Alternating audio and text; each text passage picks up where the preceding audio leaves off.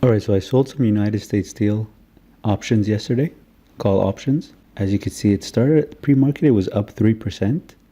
So I was happy because I was able to place an order on the 21 strike price or even 21.50 strike price at a decent call option premium because the stock price went up. But then all of a sudden, as you can see here, the stock dropped pretty hard. So I made a mistake and panicked. So I just sold at whatever price I can get. So I ended up selling at a $20.50 strike price at around 136. And as you can see, it closed at 145, but at some point it reached 160. So I sold the call option at a strike price of 20.5 for expiring February 8th at a call premium of 1.36. Well, obviously, it wasn't the best I could get today. I could have done way better. And even more important than that, I wanted a strike price closer to 22 because that's the purchase price. That's how I bought the stock at that price. So I wanted a strike price near my purchase price. In case my shares get called away automatically or get sold automatically, then I don't want to be selling my shares at $20.50 when I bought them at 22. Although unlikely, but it's still a risk. I could have sold call options at the strike price of $22, but they were trading, I believe, at 80 cents at the time. I guess I got greedy. I mean, 80 cents minus $80 minus $11 fees divided by my 21.80 investment is about 3% in 1 month, which of course is very good. Annualized is about 38%. But what I did instead, because I feel like the market, everything's going to come down again, just because there's a few good days does not mean that it's over. So I wanted to take advantage of the higher call premium. So I sold at the $20.50 strike price. I sold it at 136. So basically I collected $136 minus 11 divided by the 21.80 investment. So I basically collected 5.7%. So because I was greedy, I went for the lower strike price. So collected 5.7% in 1 month instead of the 3.1 or 3.6% I had before. And annualized, if I annualize this, it gives me 68%. So if I'm able to do this every month, then it's a perfect yearly return in theory. But in practice, it might be hard to sell call options every month. We'll see. This is the second month I'm selling this call option for this stock. So we'll see what happens. Expiring February 8th. If we go under executions, you can see here United Steel, February 8th, $20.50. Sold it at 138. So not even 136. Sold it at 138. So that's 138 minus 11 divided by 21.80. That's 5.8% annualized, close to 70% per year. So pretty good. So I'm just hoping that my shares don't get called away before February 8th, because then they would sell at $20.50. So I'd be selling at a loss. And for my shares to get called away, the stock has to trade at the strike price that I chose plus the call premium that I sold. So it would have the stock would have to trade above $21.88 before February 8th for a chance for my shares to get sold automatically at $20.50. And since I bought it at 21.8, so if they get sold automatically at 20.5, I'd be losing $1.30. So basically I'd be losing the call premium that I got this month, and I would only end up with the call premium of last month since my shares didn't get called away last month. But if my shares don't get called away, I get to keep both call premiums, and I also get to keep the shares, of course. So hopefully no one exercises their option to buy the stock, because basically when I sell the call option at 1.38, basically someone is buying the right to buy the stock at $20.50 between now and February 8th, and they bought that right for $1.38. So they paid the call option premium in order to be able to buy the stock at $20.50 anytime between now and February 8th.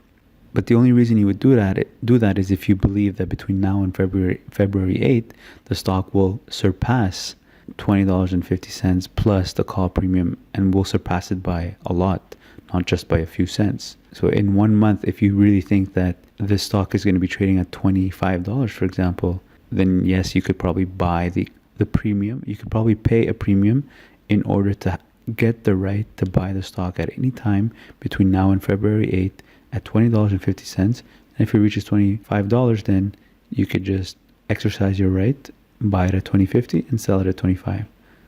But what most people do in practice is, if they bought the call option at 1.38, if the stock moves to $25, this call option of 138 is going to be worth way more. It's going to be worth $3, for example. So they could just sell the call option and make more money that way. Unless they believe that in the future, so even past February 8th, the stock is going to go higher, then they would want to just buy the shares and just hold it for long term. But if they believe that, then they could just go ahead and buy the stock right away without even buying the call option. Just buy it at whatever it's trading at right now and just hold it as long as you want to until you're happy with the price and sell it. So in what I'm trying to say here, in most cases, the people that buy call options, or people that buy call options, they buy it to sell it, to trade it, and just taking advantage of the slight of any movement in the stock price, because usually it affects the call premiums by more. For example, if a stock moves 3%, call options might move 30%, for example, depending on obviously the expiry date, depending on how far you are from the expiry date. But usually options options fluctuate more than the stock price itself. So that's why people will trade options instead. So it was a good day on the stock market today, but obviously don't trust it. But my portfolio, I've got much more green in my portfolio right now. I mean, Groupon alone is up 21%.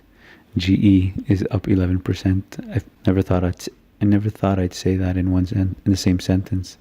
GE up 11%. Got Bombardier, that's up 10%. But obviously, the first three I can't even sell because I've got call options against them. But Groupon is expiring soon. So Groupon is expiring January 18. Actually, I have eight trades or 8 options that are expiring January 18. So come January 18, if I still end up with the shares, I've got a bunch of call options that I can sell and collect call premiums. I mean, I've got Groupon, I've got Barclays, I've got Bombardier, Ford in my other accounts. I've got Barclays and GE in my other accounts as well. I think I have CVE also, Synovus Energy. So I've got about 8 trades that will expire January 18, which means I can sell more call premiums after and collect whatever I can collect.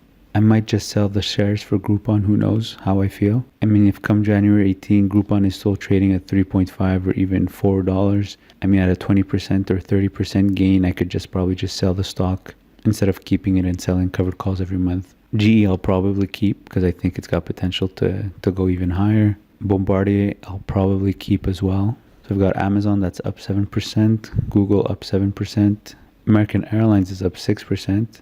So although dollar-wise my gains are small, but if I decide to sell everything over here, I'm probably up like maybe $800 because some are in US.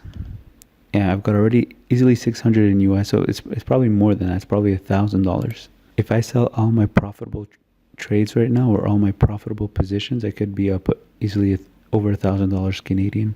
Or at least I could confirm these profits and then cash will be available to me and I could buy something else if I want to. But most of them I can't even sell because I've got covered calls against them.